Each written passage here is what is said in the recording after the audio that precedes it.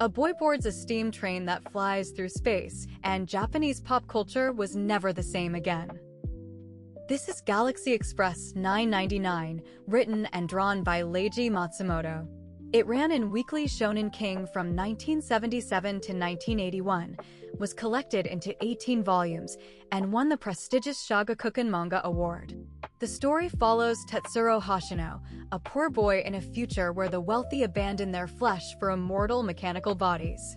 While the manga was still being serialized, it spawned a hit television series and the legendary 1979 feature film, which earned over 4 billion yen at the Japanese box office and helped ignite the anime boom of its era.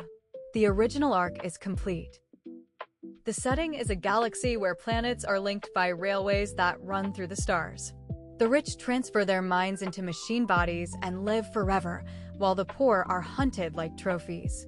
When mechanized men murder Tetsuro's mother, the boy swears to reach Andromeda, where machine bodies are rumored to be given away for free. A beautiful, melancholy woman named Maetel appears and offers him a pass aboard the Galaxy Express 999. Together they travel from planet to planet, each stop a self-contained fable about greed, loss, and what it means to be human. Maetel's true purpose stays shrouded in mystery, and Tetsuro slowly learns that an eternal life made of steel may cost far more than it gives. So why is this a masterpiece? In 1977, it took home the Shogakukan Manga Award, and critics treat it as the defining space opera of its generation.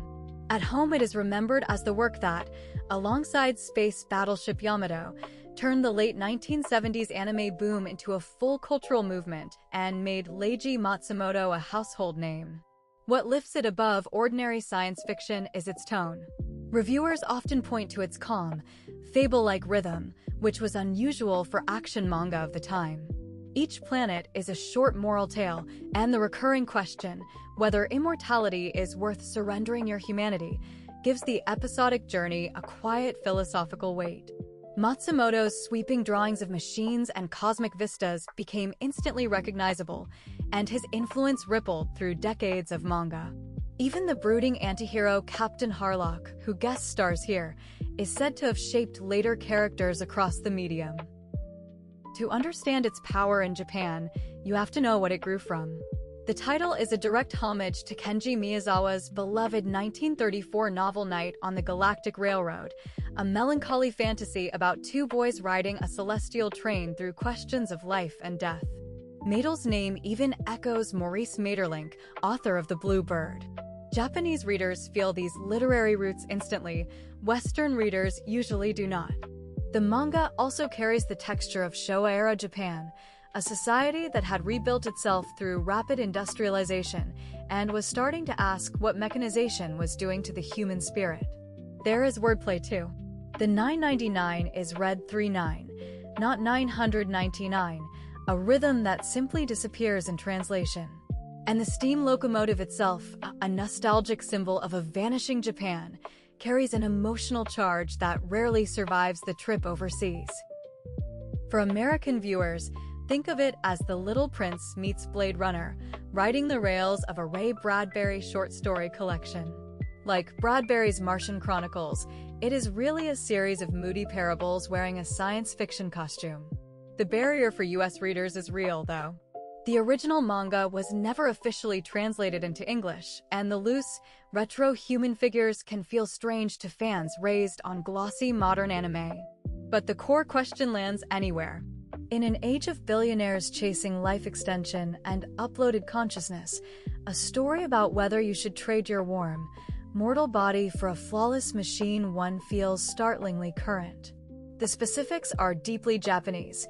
The ache underneath them is completely universal. Its reach abroad came mostly through animation.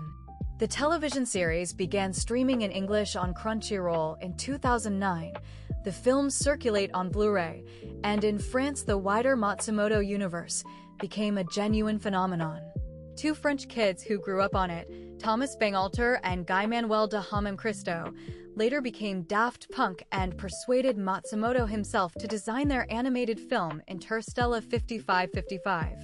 For many Western fans, that is the most familiar piece of his legacy. Matsumoto died in 2023, and Tokyo has since hosted major retrospectives celebrating his career. Why read it now? Because it is a foundational text of the medium, and its questions about technology and the soul have only grown sharper. As for the manga itself, it was officially published in English, though that edition is now out of print. If you love discovering the classics that quietly built modern manga and anime, follow along, because there is a whole galaxy of forgotten masterpieces waiting at the next station.